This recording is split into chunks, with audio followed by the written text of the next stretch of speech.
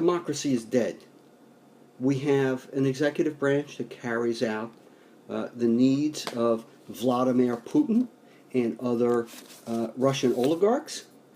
We have a Republican-controlled House and Senate that does anything that Herr wants done.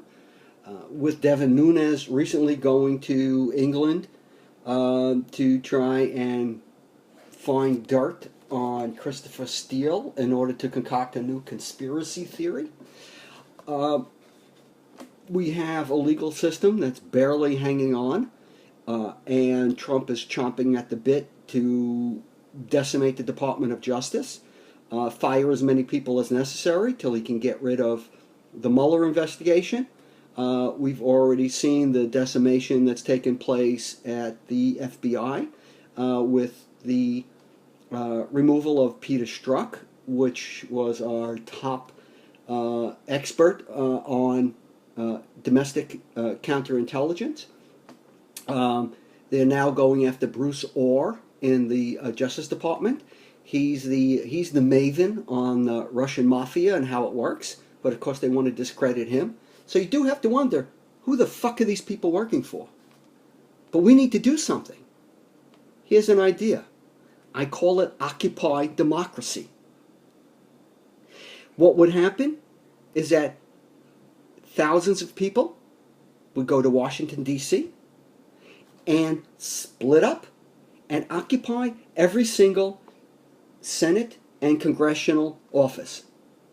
And they'll stay in that office until their elected representative, Democrat or Republican, actually does something about the destruction of democracy. Of course, we know exactly what will happen, is those people will end up being arrested. Well, that's fine. They'll immediately get replaced by several more thousand people. And this can go on day after day. And we don't only have to do it on the federal level. We should be doing it on the state level. We could be doing it in the local office of your senator or congressperson. But also, it could be done where local politicians are concerned. You know, your state senate, your state House of Representatives. Some people have a bicameral system and some don't. Certainly states like North Carolina, in which the Republicans have done everything possible to destroy democracy, that would certainly be a state where people should be occupying the office. Literally occupying the office. Let them keep arresting people. There are 300 million of us. What are they going to do? Arrest everybody?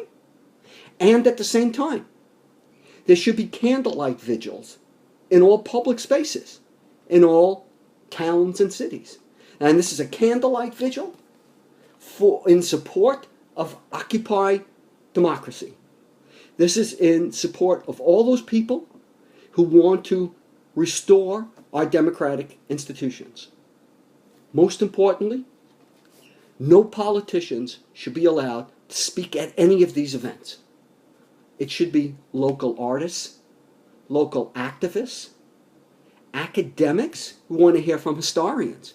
We want to hear from philosophers. We want to hear from sociologists. We do not want goddamn effing right-wing bullshit, nor do we want to hear the mamby-pamby bullshit that comes out of the mouths of Democrats. We don't want Bernie Sanders. We don't want that kind of crap at all. We want to hear from the people. And this Occupy Democracy needs to start before the confirmation of Kavanaugh. Because they're going to try and push that right through. And once that's done, that's really the last piece of the puzzle. We're done. Over. Find a new goddamn country to live in, because you won't be able to tolerate what life will be like once Kavanaugh is on the Supreme Court. Even if Ruth Bader Ginsburg lives to be 150 years old, it won't do diddly. This needs to happen right now.